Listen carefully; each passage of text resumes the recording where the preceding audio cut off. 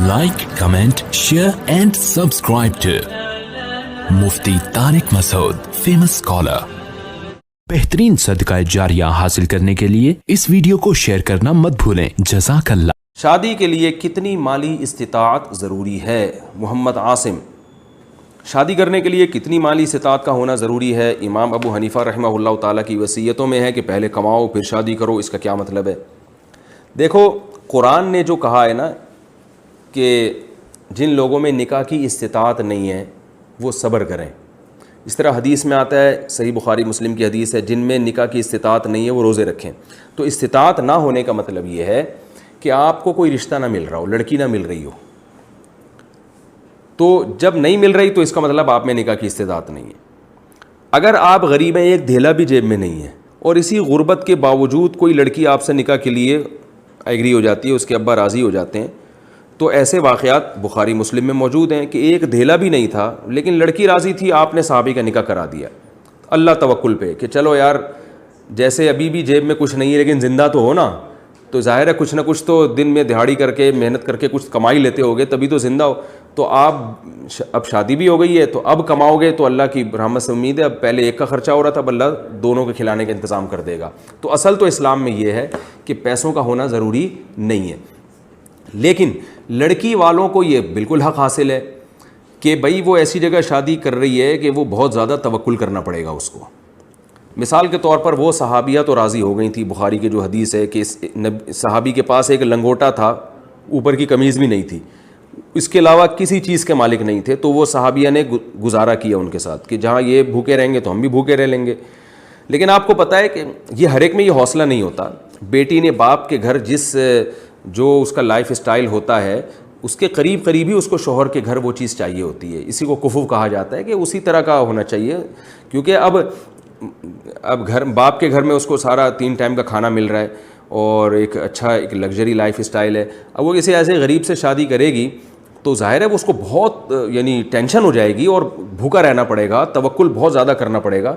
तो शरीयत ने लड़की को ये इजाज़त दी है कि भाई ये लड़का अगर आपके जोड़ का नहीं है तो आप इनकार कर दें, आप अपना स्टेटस देख के, अपना हैसियत देख के आप शादी करें, ये उसके लिए बिल्कुल जायज़ है। तो जो ऐसे बेचारे बेरोज़गार टाइप के लड़के हैं जिनमें जो कमाई नहीं रहे हैं, तो उनके लिए जायज़ है कि वो इस बेरोज़गारी में भी शादी कर सकते हैं। बल्कि कुरान ने कहा यकूनु फ़ुक़रा युग़निहिमुल्लाहु मिन फ़ज़ली, फ़कीर हो गए तो अल्लाह गनी कर देगा, शादी कर लो। लेकिन लड़की के लिए ये नहीं है कि वो भी कर ले, वो तवक्कुल की भेंट क्यों चढ़ाएगी भाई अपने आप को, उसमें इतना हौसला है या नहीं है। उसको कहा है कि भाई तुम देख लो, तुम्हें अगर तगड़ा महर मिल रहा है, तुम्हारी हैसियत के मुताबिक महर मिल रहा है और इस लड़के में तुम समझते हो कि कमाने की ताकत है तो ठीक है, नहीं तो नहीं, तुम कहीं और शादी करो। तो अब जब आपको अल्लाह ने तरगीब दे दी, आपकी जेब में धेला नहीं है, आप रिश्ता तलाश करेंगे, तो इसलिए अल्लाह ने कहा कि तुम तलाश तो करते रहो, लेकिन ज़रूरी नहीं कि तुम्हारे हिसाब से कोई तुम्हें रिश्ता मिल भी जाए।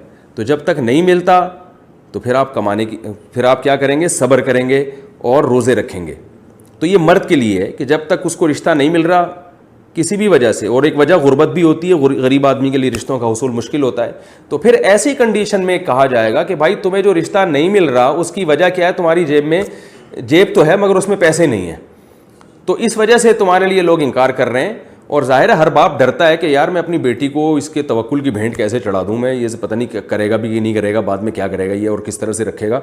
तो अब आपको जो रुकावट आ रही है रिश्ता मिलने में वो है जेब होना, सिर्फ जेब होना, उसमें पैसे नहीं है। तो फिर इसलिए उलमा भी ये कहते हैं भाई पहले कमा लो ताकि तुम्हें कोई ढंग का रिश्ता मिल जाए। तो कमाने का हुक्म इसलिए नहीं दिया जाता कि निकाह कमाने के साथ मशरूत है, जब तक कमाओगे नहीं तो आपको शादी की इजाज़त नहीं है, ऐसा कुरान में कुछ नहीं है। इसलिए हुक्म दिया जाता है कि ताकि आपको आपके मेयार का रिश्ता मिल सके और आप उसके हुकूक अदा कर सकें जो हुकूक वो आपसे मांग रही है। तो वो इसलिए कहा जाता है कि पहले कमाओ, क्योंकि आपने किसी को धोखा दिया, गलत शो कर दी अपनी आमदन, फिर शादी करेंगे तो ज़ाहिर है बेगम फिर कैसे गुजारा करेगी? वो कहेगी भाई कहाँ, मुझे कुछ ना खाने को है तुम्हारे पास, अब तुम तो सुबह निकल जाते हो दिहाड़ी करके, क्या लेकर आते हो, हम डबो के चाय में पापे खा रहे हैं, मैं तो अपने अब्बा के घर ऐसा नहीं करती थी। तो लड़ाइयाँ होंगी, इसलिए ऐसे मौके पे कहा जाता है भाई पहले आप अपने कुछ कमाएं, जब आपकी अर्निंग होगी, पैसे आएंगे तो फिर लोग देखेंगे भाई माशाल्लाह खाता पीता आदमी है, या गुजारे लायक है, तो फिर उस हिसाब से आपके लिए रिश्ते का हुसूल आसान हो जाएगा।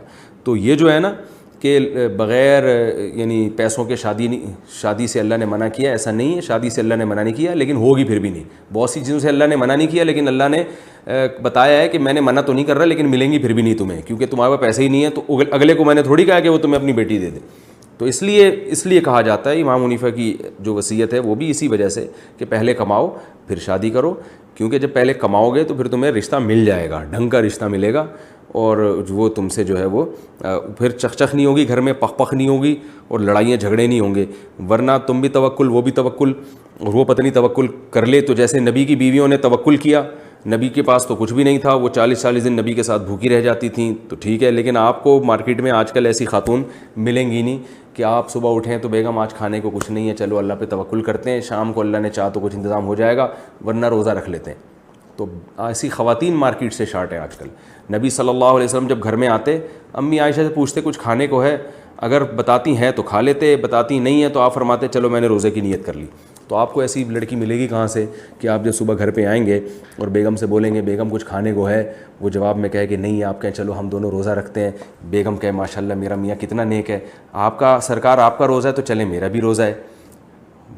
اگر ایسا کوئی مل جائے تو ٹھیک ہے. لیکن ہوگا کیا، آپ جب گھر آئیں گے آپ کہیں گے بیگم کھانے کو ہے، تو وہ اٹھا کے بیلن مارے گی آپ کے سر پہ بولے گی کچھ راشن لا کے دیا ہے تو جو پوچھ رہے ہو جو کھانے کو ہے.